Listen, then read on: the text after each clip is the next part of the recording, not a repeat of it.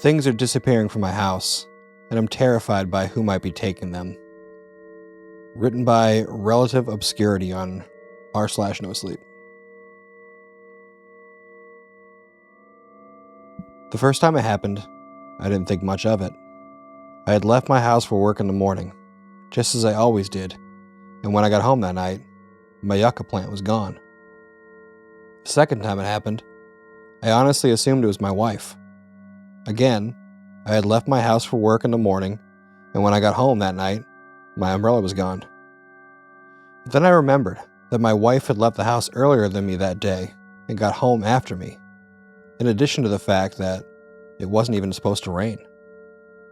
The third time it happened, is when I started to get suspicious of the bizarre disappearances and began to wonder whether something else was going on inside my house.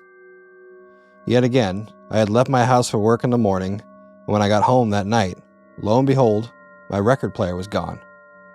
In all three instances, no matter where I looked for the lost items around the house, no matter how hard I tried to find them, they were nowhere to be found. This continued happening enough times that I eventually decided to keep a log to track everything that was disappearing. And so, I vowed that after a month of logging the missing possessions, I would scour the list for some sort of common denominator, some sort of motivation for why this was happening. But just a day before the end of the month, I left my house for work in the morning, and when I got home that night, the log itself was gone.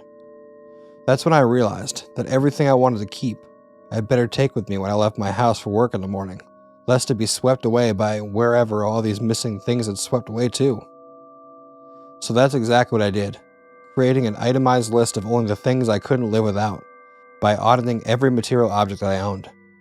And, in the process, I was incredibly surprised by both the amount of stuff that I'd accumulated over the years, and the relatively small amount of stuff that I really needed.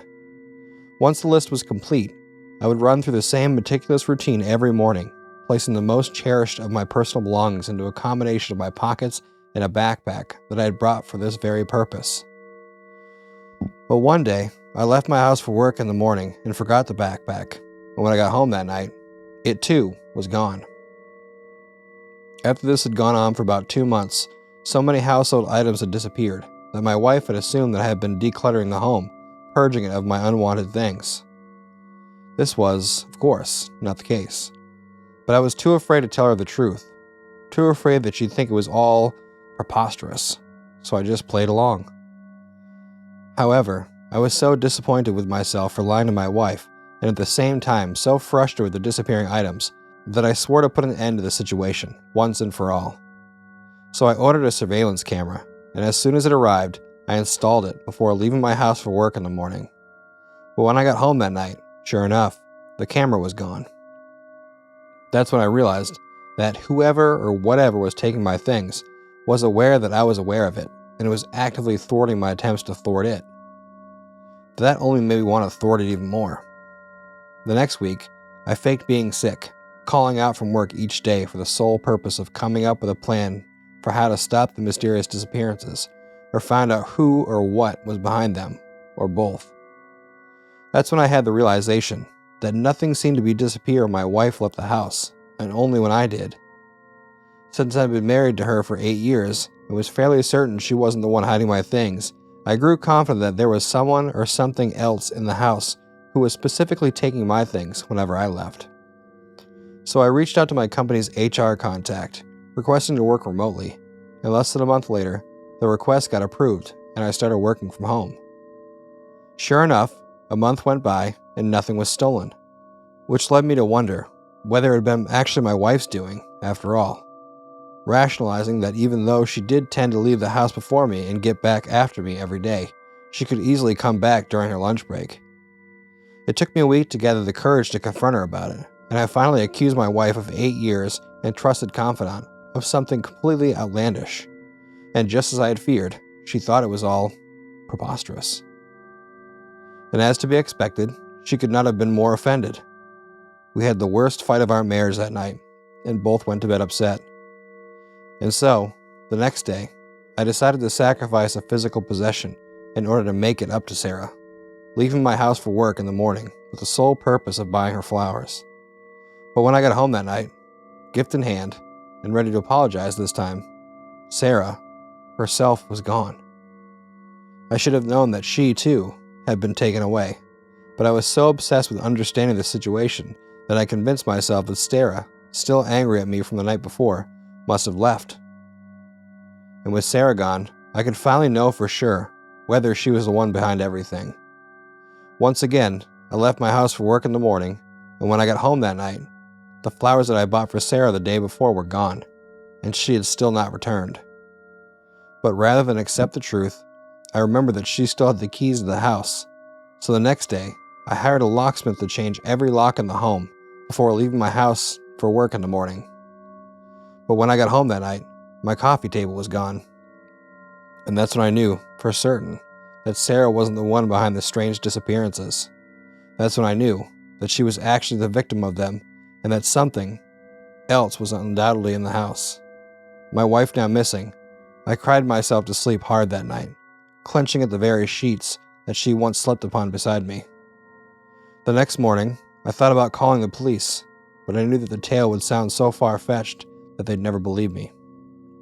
My sadness quickly turned to rage, and I proceeded to tear my home apart, searching under every bed, inside every closet, behind every curtain, and around every corner for any sign of the culprit, or the missing items, or both, leaving no stone unturned. But ultimately, I found nothing. That's when I remembered the basement, or lack thereof.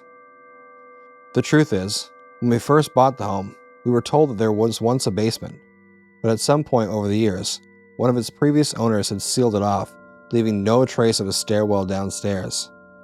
If I could just find such a staircase, or secret passage to the cellar, I just might be able to find the culprit, who I imagined would be sitting there, surrounded by a heaping pile of everything that had gone missing, including my wife. But no matter where I looked, I found nothing.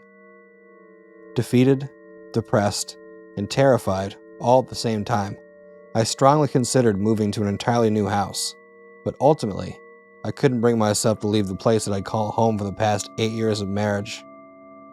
Instead, my obsession with figuring out who or what had taken my wife and to where consumed me and led me to drastic measures. And so, I started clearing out the house, selling off anything anyone would buy, and giving away anything left over, until my once cluttered home was reduced to an empty shell of its former self. When I finally got rid of the last item, I collapsed onto the ruggerless floor of the now barren living room and sat there in silence, exhausted from what I've just done, but at the same time satisfied with the fact that whoever or whatever had been stealing my things had nothing left to steal.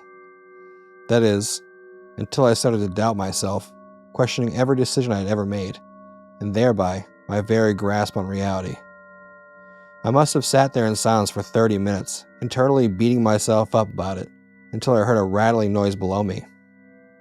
Suddenly, in the middle of the empty living room, a trapdoor popped open, the very trapdoor to the basement that I had been previously looking for. Sitting on the floor, directly behind the now upright door and out of line of sight of whoever or whatever opened it, I suddenly saw a disfigured hand slowly reach out for something on the floor nearby. It was a pencil that I must have overlooked during the cleanse, the last object left to steal. Before I heard it speak, "I'll be back tomorrow." Whatever it was, called out from behind the trapdoor. And like that, it took the pencil. I then heard it climb back into the basement and saw the trapdoor shut behind it, and as I still sat there on the floor, quietly cowering in fear. That was today. And tomorrow, my only hope is that it doesn't take me too.